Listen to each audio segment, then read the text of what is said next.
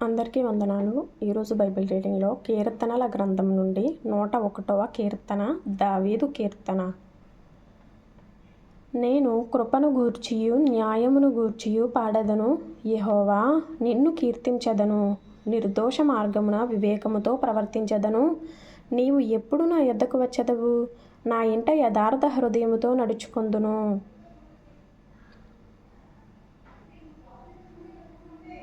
నా కన్నుల ఎదుట నేను ఏ దుష్కార్యమును ఉంచుకొనను. భక్తి మార్గము తొలగిన వారి క్రియలు నాకు అసహ్యములు. అవి నాకు అంటనియ్యను. మూర్ఖ చిత్తుడు నా యొద్ద నుండి తొలగిపోవలెను. దౌష్ట్యమును నేను అనుసరింపను. తమ పొరుగు వారిని చాటున దూషించు వారిని నేను సంహరించెదను. అహంకార దృష్టి గలవారిని, గర్వించిన హృదయము గలవారిని నేను సహింపను. నా యొద్ద నివసించినట్లు దేశములో నమ్మకస్తులైన వారిని నేను కనిపెట్టుచున్నాను. నిర్దోష మార్గమందు నడుచువారు నాకు పరిచారకులగుదురు. మోసము చేయువాడు నా ఇంట నివసింపరాదు. అబద్ధములాడువాడు నా కన్నుల ఎదుట నిలువడు. యెహోవా పట్టణములో నుండి పాపము చేయువారిని అందరినీ నిర్మూలము చేయుటకై దేశమందలి భక్తిహీనులందరినీ ప్రతి ఉదయమున నేను సంహరించెదను. 101వ కీర్తన 5వ వచనంలో ఇంపార్టెంట్ అయిన మాట. తమ పొరుగు వారిని చాటున దూషించు వారిని నేను సంహరించెదను. అహంకార దృష్టి గలవారిని, గర్వించిన హృదయము గలవారిని నేను సహింపను. తరువాత అపోస్తలుల కార్యము 12వ అధ్యాయం చదువుకుందాం.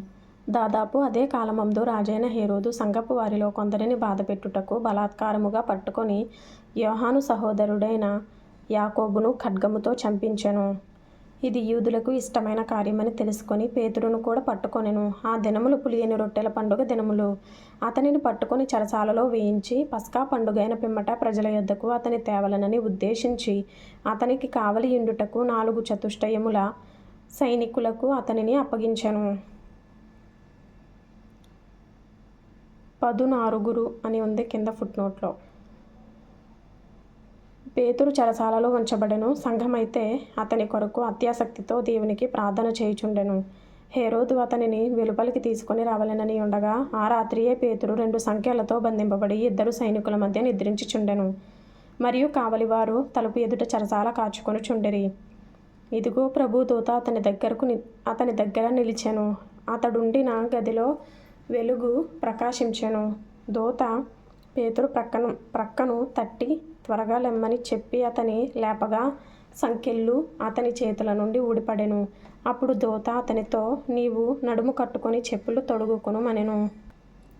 అతడు అలాగు చేసిన తరువాత దూత, నీ వస్త్రము పైన వేసుకొని నా వెంబడి రమ్మని అతనితో చెప్పెను. అతడు వెలుపలికి వచ్చి దూత వెంబడి వెళ్ళి దూత వలన జరిగినది నిజముగా జరిగినని గ్రహింపక తనకు దర్శనము కలిగినని తలంచెను. మొదటి కావలిని 2వ కావలిని దాటి పట్టణమునకు పోవు ఇనుప గవిని యొద్దకు వచ్చినప్పుడు దానంతట అదే వారికి తెరచుకొనెను. వారు బయలుదేరి ఒక వీధి దాటిన వెంటనే దూత అతనిని విడిచిపోయెను.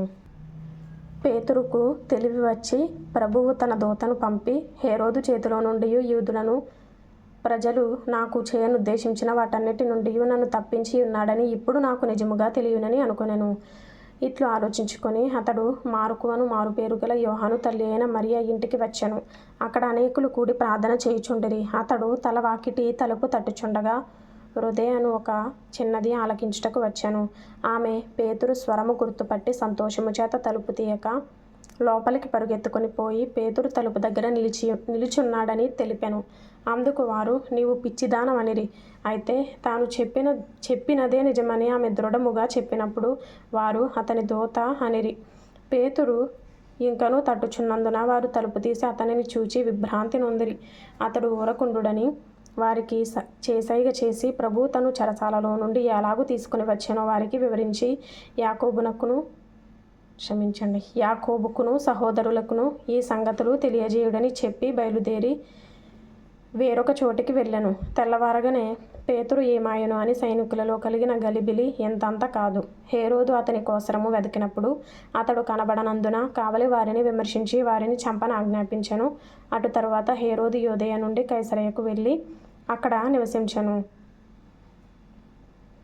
తూరీయుల మీదను సీదోనీయుల మీదను అతనికి అత్యాగ్రహము కలిగినందున వారేక మనస్సుతో రాజునంతకు వచ్చి అంతఃపురమునకు పై విచారణకర్తయగు బ్లాస్తును తమ పక్షముగా చేసుకొని సమాధాన పడవలెనని వేడుకొనిరి.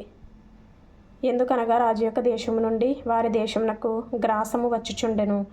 నియమింపబడిన దినమందు హేరోదు రాజవస్త్రములు ధరించుకొని న్యాయపీఠము మీద కూర్చుండి వారి ఎదుట ఉపన్యాసము చేయగా జనులు ఇది దైవస్వరమే కానీ మానవస్వరము కాదని కేకలు వేసిరి. అతడు దేవుని మహిమ పరచనందున వెంటనే ప్రభుదూత అతని మొత్తెను గనుక పురుగులు పడి ప్రాణము విడిచెను.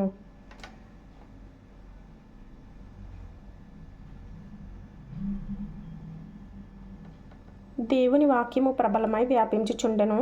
బర్నబాయు సౌలును తమ పరిచర్య నెరవేర్చిన తరువాత మార్కువను మారుపేరుగల యోహానును వెంటబెట్టుకొని యెరూషలేము నుండి తిరిగి వచ్చిరి. అపోస్తలుల కార్యములు 12వ అధ్యాయము 23వ వచనంలో ఇంపార్టెంట్ అయిన మాట, అతడు అనగా హేరోదు దేవుని మహిమ పరచనందున వెంటనే ప్రభు దూత అతని మొత్తెను గనుక పురుగులు పడి ప్రాణము విడిచెను అని ఉంది. 1 సంవత్సరం లోపు బైబిల్ పూర్తి చేయాలి అనే ఆశ కలిగిన వారు ఫాలో చేయండి, లైక్ చేయండి, షేర్ చేయండి, సబ్స్క్రైబ్ చేసుకోండి. ప్రభు మీకు తోడైండును గాక. ఆమేన్.